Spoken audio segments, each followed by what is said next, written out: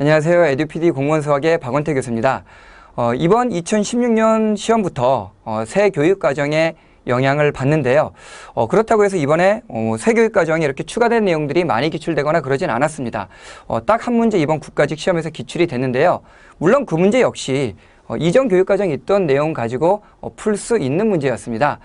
그래서 이번 시험에는 그렇게 새 교육과정에 따른 영향이 크진 않았다고 보고요. 그 새로 들어온 내용들이 많이 기출되진 않았지만 이제 다음 시험부터는 좀 새 교육과정에 새로 들어온 내용들이 좀 더 기출될 수 있으니까 염두에 두시고요. 여러분들은 그냥 이렇게 새 교육과정에 맞춰서 착실하게 공부하시면 됩니다. 그리고 이번 시험 난이도를 보면요. 약간 좀 여러분들이 어려웠을 것 같은데요. 그렇다고 해서 굉장히 풀기 힘든 그런 응용 문제, 그런 것들이 나온 건 아닙니다.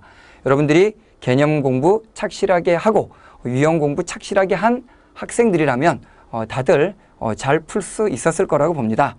자, 그러면 지금부터 교수님하고 같이 2016년 국가직 기출문제 같이 풀어보도록 할 건데요. 자, 시험지는 이 책형으로 풀도록 하겠습니다. 자, 그러면 1번 문제부터 보도록 할게요. 자, 1번 문제는 정적분 계산 문제죠. 자, 그런데 우리가 이 정적분 문제를 봤더니 지금 식에 절대값이 씌워져 있잖아. 그럼 일단 절대값을 먼저 풀어줘야 되는데 절대값 풀어주려면 절대값 안에 있는 식이 양인 경우랑 음인 경우로 나눠서 우리는 접근을 해줘야지 돼. 자, 그러면 절대값 안에 있는 식이 x제곱 마이너스 1이니까 요거 그래프를 살짝 그려보면 이렇게 그려지지. 자, x축과 만나는 점은 마이너스 1과 1이야. 그쵸? 자, 그러면 적분 구간이 마이너스 1에서 2인데 마이너스 1에서 1까지는 어때? 함수가 음수니까 절대값 풀 때 부호 바꿔서 꺼내줘야지 되겠죠. 그리고 이제 x가 1보다 크면 양수야. 양수니까 절대값 풀 때 부호 안 바뀌고 나오면 돼요. 자, 그러면 정적분 계산을 해줘보자. 인테그랄 마이너스 1에서 자 1까지는 절대값 안에 있는 식이 음수기 때문에 어떻게 해라? 부호 바꿔서 꺼내줘라. 그쵸? 마이너스 x제곱 플러스 1 이렇게 나오죠. 자, 플러스 그 다음에 인테그랄 1에서 2까지는 양수니까 부호 안 바뀌고 그대로 나오겠죠. 그쵸? 자, 그러면 이제 우리가 마이너스 1에서 1까지 요거 적분 계산해야지 되는데 지금 봐봐. 요 식을 봤더니 어떻니? 지수가 얘는 짝수고 얘는 상수항이지. 그러니까 상수항과 지수가 짝수인 항만이 있으면 얘는 우함수야. 그치? 그럼 우함수의 정적분을 하는데 적분 구간 윗끝 아래끝 숫자 똑같고 부호만 반대라면 이 정적분은 이렇게 계산할 수 있죠. 2배의 0에서 1로. 그쵸? 자, 그러면 이제 식을 다시 써주면 이렇게 됩니다. 그쵸? 그리고 일단 이것도 그냥 그대로 써놔주자. 이렇게.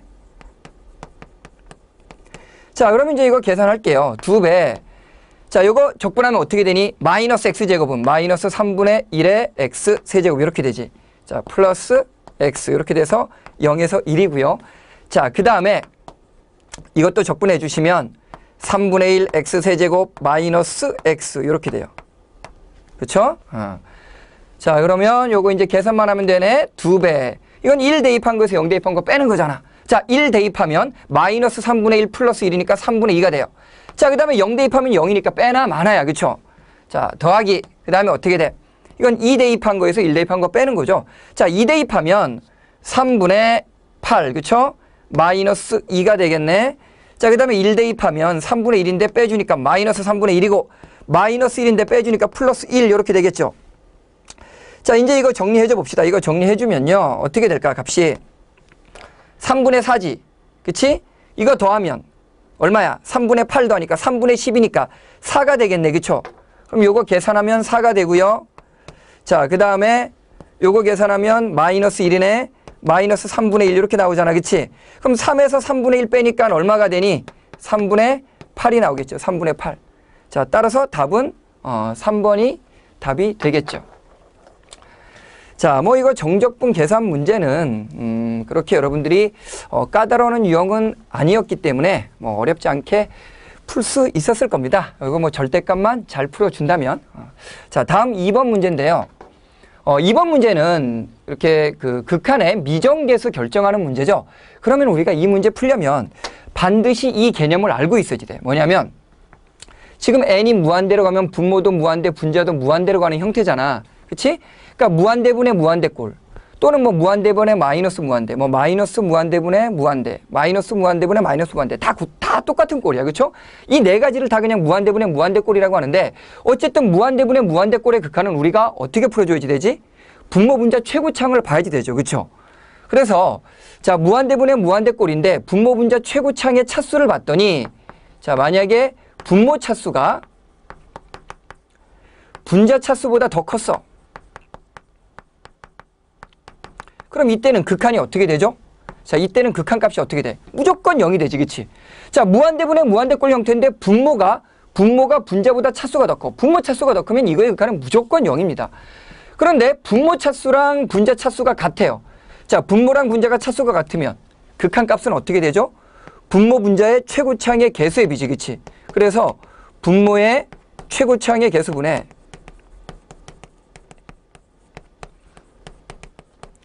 분자의 최고차항의 개수. 땡땡 쓸게. 밑에 거 똑같다는 거야. 이렇게 분모의 최고차항의 개수분의 분자의 최고차항의 개수가 극한값이 돼. 분모 분자 최고차항의 차수가 같다면. 그런데 자, 분모 차수보다 분자 차수가 더 커. 그럼 어떻게 될까? 분자가 차수가 더 크면 이때는 발산하죠. 발산. 그치? 어떻게 발산하니? 무한대 또는 마이너스 무한대로 발산하죠. 그쵸? 자, 물론 이거 이제 개념 강의에서 다 설명되어 있는 내용인데요. 자, 이 내용만 알고 있다면 문제 2번 역시 어렵지 않게 접근할 수 있는 문제죠. 자, 지금 문제 보시면 n이 무한대로 가면 어떻게 되니? 자, n이 무한대로 가면 분모 무한대로 가지. 그리고 분자도 무한대 또는 뭐 a 값에 따라서 마이너스 무한대로 가게 될 거야. a, b 값에 따라서. 어쨌든 n이 무한대로 가면 얘는 무한대분의 무한대 꼴이야. 근데 3으로 수렴해야지 돼. 자, 근데 지금 분모보다 분자 차수가 더 크지. 그럼 분자가 차수가 더 크면 얘는 어떻게 돼? 발산하게 되지. 3으로 수렴할 수 있어 없어? 없어요. 자, 그러니까 3으로 수렴하려면 분자가 차수가 더 크면 안 돼. 그러니까 n제곱항 지워져야지 되겠지. 그럼 n제곱항이 지워지려면 일단 a값 나오잖아. a값 얼마여야지 돼? 그렇죠. 당연히 0이어야죠. 자, 그럼 이제 a가 0이면 분모 최고차항 n에 관한 1차식. 자, 분자도 최고차항은 n에 관한 1차식이야. 그럼 이제 이때는 어떻게 돼? 극한은 분모 분자 최고차항의 개수의 비가 되지. 즉 극한값은 분모의 최고차항의 개수 2분의 분자의 최고차항의 개수 b가 되는 거야. 그래서 이게 이제 극한값 3이 나오는 거죠. 따라서 여기서 b의 값은 얼마가 됩니까? 6이 되겠죠. 6. 그렇죠? 따라서 우리가 구할 건 a, b의 합이니까 a, b의 합 얼마 나옵니까? 6이 나오겠죠. 자, 그래서 답은 몇 번이 됩니까? 그렇죠. 답은 3번이 답이 되죠. 자, 그 다음에 3번 문제 보도록 할게요. 자, 3번 문제는 이 등식을 만족하는 실수 xy에 대해서 x 곱하기 y 값 구하여라 라고 했죠. 자, 그럼 우리가 이거 문제 풀려면 일단 여기서 1 플러스 i분의 1 마이너스 i라는 이 식을 먼저 계산해야지 되는데 이거 선생님이 강의에서 굉장히 뭐 이렇게 이런 것들은 좀 외워둬라 라고 이렇게 좀 얘기를 했던 부분입니다. 좀 강조를 약간 했던 부분인데 왜냐면 복소수에서 자주 나오는 식이니까요. 자, 1 플러스 i분의 1 마이너스 i. 자, 이거 유리화하면 어떻게 되냐면 마이너스 i가 돼요. 그렇죠? 마이너스 i. 왜 그러냐면 분모 분자에 1 마이너스 i를 곱해 보세요. 자, 분모 분자에 1 마이너스 i를 곱해봐. 자, 그러면 이거 분모 전개하면 1 마이너스 i 제곱이니까 2가 되지. 2분의 1 마이너스 i 제곱 지워지고 마이너스 2i만 남잖아. 그치? 그래서 이거 약분하니까 마이너스 i 나오잖아요. 그래서 1 플러스 i분의 1 마이너스 i는 복소수에서 자주 나오는 분수식이기 때문에 여러분들이 좀 익혀두는 게 좋습니다. 물론 외우려고 안 해도 문제 한 두세 문제 풀어보면 복소수에서 이것쯤은 그냥 마이너스 i가 된다라는 거 바로 알 수 있죠, 다들. 자, 어쨌든 1 플러스 i분의 1 마이너스 i는 마이너스 i니까 이 식을 다시 써주면 이렇게 되죠. x 플러스 1 곱하기 x 마이너스 i. 이것은 2 플러스 마이너스 i니까 마이너스의 yi 이렇게 되겠죠. 자, 이제 좌변 전개해 줘 볼게요. 좌변 전개하면 x제곱 그 다음에 마이너스 ix 그러니까 이제 마이너스 xi로 쓸까? 이렇게 그 다음에 플러스 x 자 마이너스 i 이렇게 되죠. 이건 2 마이너스 yi죠. 자, 이제 이건 단순한 복소수 상등 문제잖아요. 그렇죠? 그러면 좌변의 실수분은 실수분끼리 정리하면 x제곱 플러스 x 이렇게 되고 자, 허수분은 허수분끼리 정리하면 어떻게 되니? 마이너스 i로 묶어주면 x 플러스 1에 i 이렇게 되죠. 이건 2 마이너스 yi야. 자, 그럼 이제 좌변과 우변의 복소수가 같아야지 되잖아. 그럼 좌변, 우변 복소수가 같으려면 실수분은 실수분끼리 허수분은 허수부끼리 같으면 되겠죠.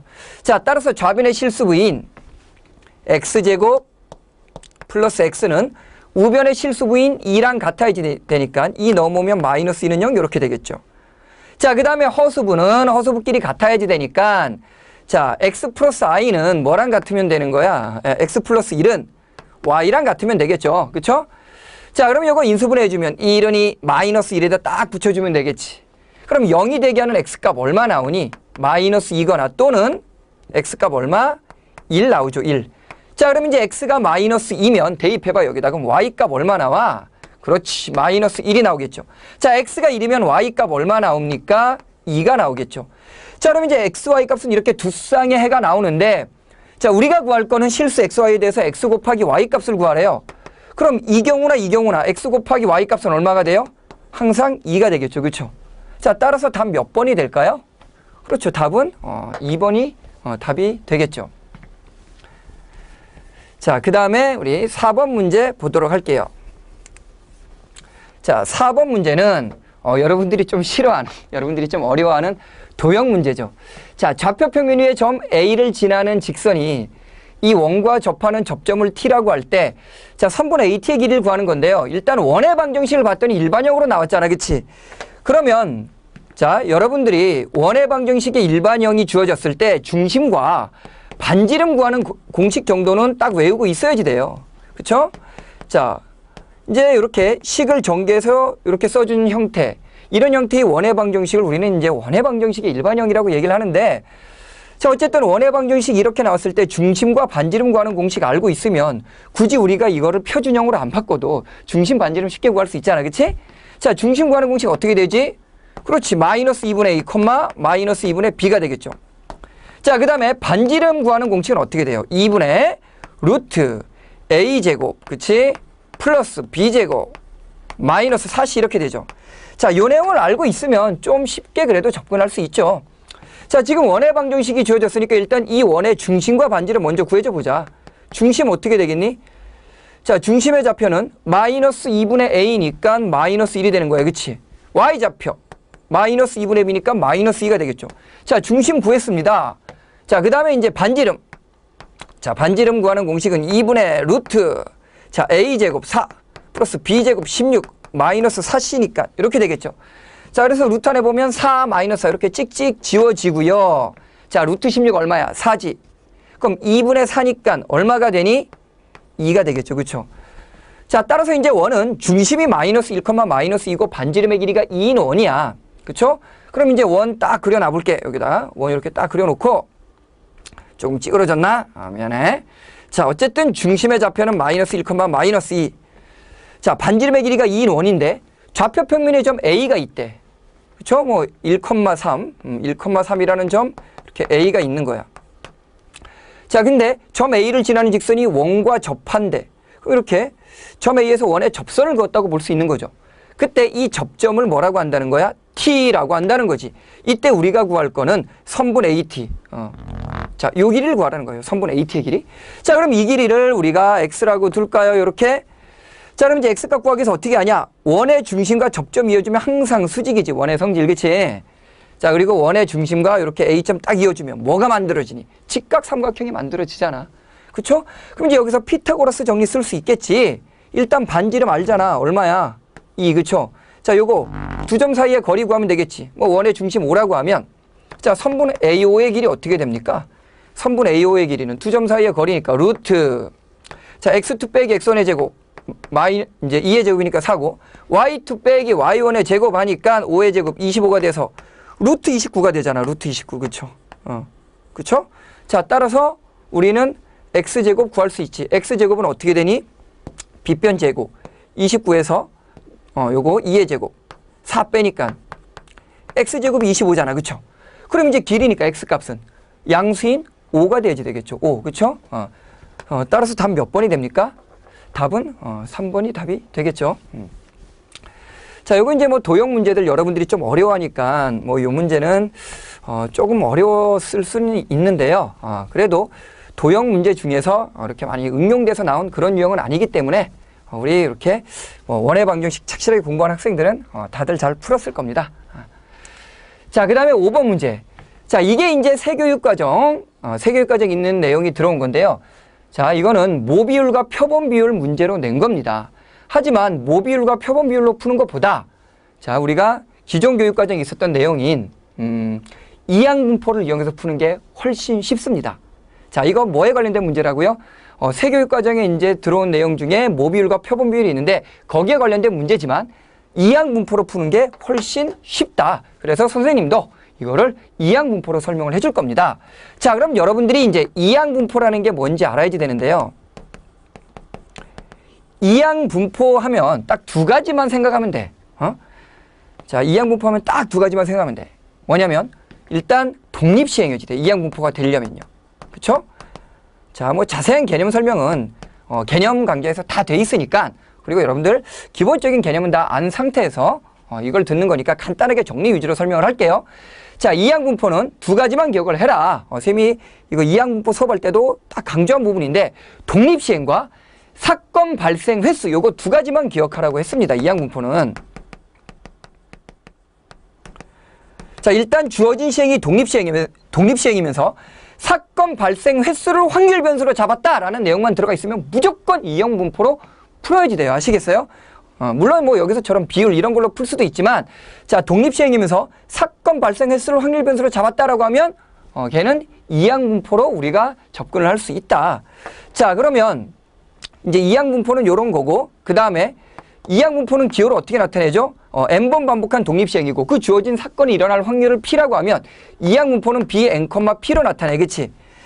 자, 이때 이항분포에서 우리가 평균, 분산, 표준편차 구할 줄 알아야지. 평균은 NP로 구하죠. 분산은 NPQ 이렇게. 그치? 여기서 Q는 1-P 값이 되겠지? 그 다음에 표준편차는 여기다 루트 씌운 거예요. 그쵸? 표준편차는 루트 NPQ 이렇게 되죠. 자, 이 내용 알고 있으면 이 이항분포를 이용해서 5번 문제를 뭐 어렵지 않게 풀어낼 수 있어요. 자, 그러면 5번 문제 보시면요. 자, 어느 고등학교에서는 전체 학생의 20%가 자전거를 타고 등교한대요. 자, 그러면 학생들이 자전거를 타고 등교할 확률이 100분의 20, 즉 5분의 1이라는 얘기지. 그치? 그리고 이제 이 학교 학생 중 100명을 임의로 뽑아 등교 수단을 조사한대. 그러면 이 100명의 학생을 뽑아서 등교 수단을 조사하는데, 그럼 각각의 학생이 뭐 자전거를 타고 등교하든 뭐 다른 걸 이용해서 등교하든 그거는 독립적이야. 그치? 그러니까 각각의 학생이 자전거를 타고 안 타고는 독립적이다. 근데 이제 자전거를 타고 등교하는 학생 수를 확률 변수로 놨지. 그러니까 자전거를 타고 등교한다라는 이 사건이 발생하는 횟수를 확률 변수로 잡았으니까 얘는 이항분포로 우리가 풀 수 있는 거죠. 자, 그럼 어떤 이항분포 따르냐? B. 자, 100명을 가지고 우리가 자전거 타냐 안 타냐 이걸 조사하니까 100번 반복한 독립시행이야. 그치? 자, 그러면 100, 자전거를 타고 등교하는 학생 수를 확률 변수로 잡았으니까 자전거를 타고 등교할 확률이 5분의 1인 거죠. 그쵸? 이러한 이항분포 따르기 때문에 표준편차 어떻게 되냐? 조금 전에 공식 적어줬었잖아. 그치? 표준편차는 루트 NPQ야. N값이 100, P값이 5분의 1, Q값은 5분의 4가 되죠. 그쵸? 자, 따라서 요거 25니까 약분하면 여기 4가 되죠. 그쵸? 그럼 4, 4, 16이니까 루트 16 얼마가 되니? 그렇죠. 4가 되겠죠. 따라서 답은 몇 번입니까? 그렇죠. 답은 1번이 답이 되겠죠. 그래서 이거는 모비율, 뭐 표본 비율로 푸는 것보다 이렇게 우리가 이항분포 알고 있으니까 이항분포로 풀면 아주 쉽게 이렇게 해결할 수 있는 문제였습니다. 자, 그 다음에 6번 보도록 할게요. 자, 방정식 fx는 0의 두근의 합이 8이다 라고 했네요. 그러면 이 fx는 0이라는 이 방정식의 두근을 우리가 알파, 베타라고 하자. 자, 그러면 두근의 합이 8이라고 했으니까 근과 계수관계 이용하면 뭐 두근의 합은 뭐 마이너스 a분의 b인데 뭐 그 필요 없죠. 어쨌든 두근의 합이 8이니까 뭐 여기서 근과 계수관계 이용하는 거 아니지. 그럴 필요 없고. 어쨌든 두근의 합이 8이니까 두근 알파, 베타라고 하면 알파 플러스 베타는 8입니다. 이때 뭐를 구하래요? 이 2차 방정식의 두근의 합 구하래요. 그럼 우리는 f3x-2는 0이라는 2차 방정식을 알아야지 되는데, 일단 우리가 fx를 먼저 구해줘 보자. 뭐 최고차의 계수가 뭔지 모르니까 최고차의 계수 a라고 두자. 그리고 이제 fx는 2차 방정식이라고 했어. 그러니까 fx는 2차식이겠지. 근데 두근이 알파, 베타라고 놨으니까 fx는 인수분해하면 이렇게 x 빼기 알파, x 마이너스 베타 이렇게 인수분해 될 거 아니야. 이게 fx야. 그쵸? 두근 알파, 베타로 놨기 때문에. 그럼 여기서 이제 우리가 f3x-2 구할 수 있잖아요. 그쵸? 자, F3x-2는 어떻게 됩니까? A배 3x-2 마이너스 알파 곱하기 3x-2 마이너스 베타. 이렇게 되겠죠. 그쵸? 자, 그러면 이거는 0이라는 요 2차 방정식의 두근에 합구하는 거야. 그럼 이거의 두근 구해줘 보자. 자, 이거의 두근은 이걸 0이 되게 하고 이걸 0이 되게 하는 x값이잖아. 그럼 이거 0이 되게 하는 x값 어떻게 되니? 3분의 알파 플러스 2죠. 자, 이거 0이 되게 하는 x값은 3분의 베타 플러스 2입니다. 자, 이거 두근에 합구하래요. 슥슥 이렇게 지워버리고 이거 두근에 합구하래. 자, 두근에 합 어떻게 돼? 3분의 얼마야? 알파 플러스 베타 플러스 4죠. 그런데 알파 플러스 베타가 얼마입니까? 알파 플러스 베타가 8이었잖아. 그치? 요게 8이니까 3분의 10이니까 얼마가 돼요? 4가 되겠죠. 4. 그쵸? 그래서 답 몇 번이 됩니까? 답은 4번이 되겠죠. 자, 뭐 6번 문제 같이 봤고요. 그러면 이제 7번 문제 보도록 할게요. 7번 문제는 아마 좀 여러분들이 어려워했을 것 같은데요. 이게 이제 그 집합에서 부분 집합의 개수 구하는 문제인데, 부분 집합의 개수 구하는 문제 중에서도, 부분 집합의 개수 구하는 유형 중에서도 가장 까다롭게 나온 유형이라고 할 수가 있습니다.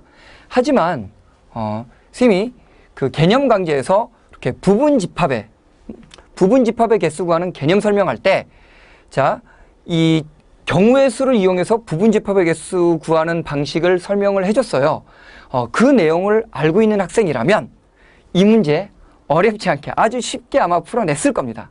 그러니까 여러분들이 공무원 수학 어렵지 않아요. 어렵다고 생각하지 말고, 수학하면 자꾸만 이렇게 어려운 과목 이렇게 생각하는데 그렇게 생각하지 마시고요. 절대 그렇지 않습니다.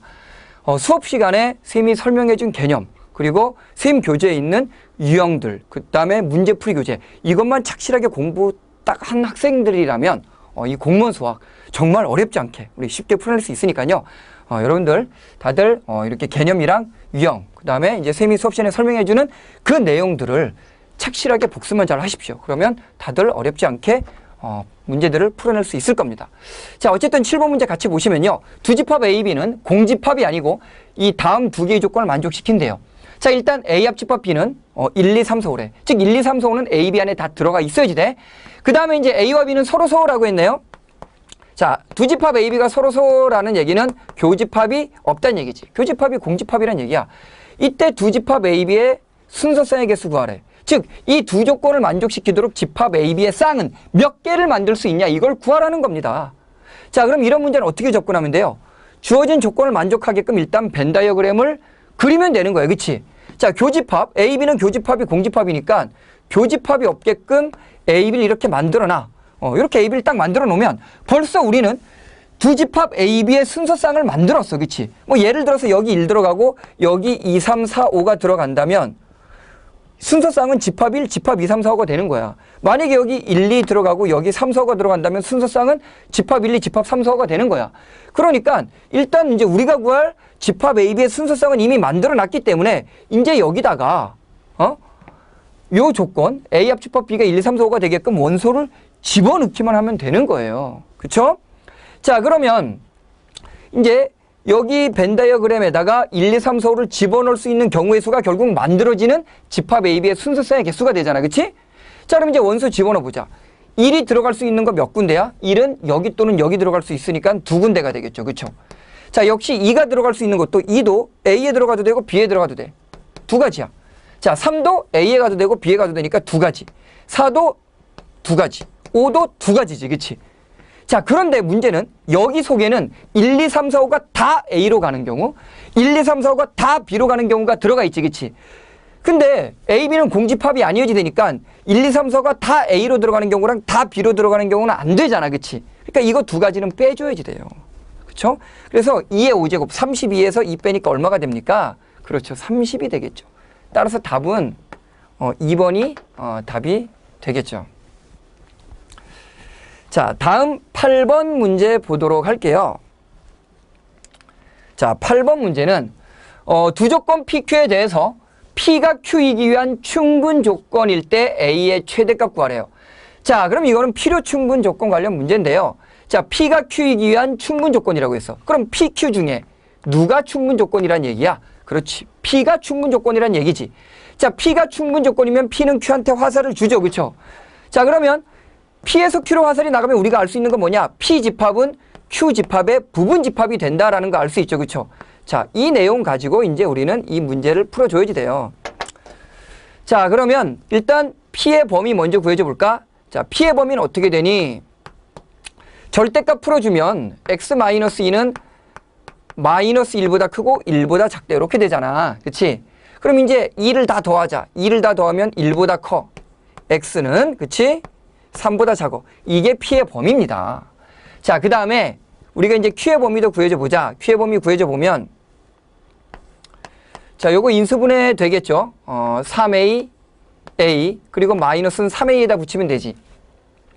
자, 그럼 요 2차식을 0이 되게 하는 x값은 3a랑 마이너스 a야. 자, 3a랑 마이너스 a인데 a가 음수래. a가 음수면 3a가 음수, 마이너스 a가 양수가 되니까 자, 요거 2차식의 해는 어떻게 되니? 그렇죠. 3a보다 크고 작은 값보다 크고 자, 큰 값 마이너스 a보다 작다 이렇게 나오겠죠. 자, 그럼 이제 PQ 집합을 구했는데 P가 Q의 부분 집합이 되어야 되는데 그러면 여기 수직선에다 그려보자. P의 범위는 1보다 크고 3보다 작다야. 이게 P의 범위지. 자, 근데 P가 Q의 부분 집합이 되려면 Q는 요 P를 다 포함해야지 되겠지? 그러니까 3a는 어디 있으면 돼요? 1보다 왼쪽에 있으면 되겠죠. 마이너스 a는 3보다 오른쪽에.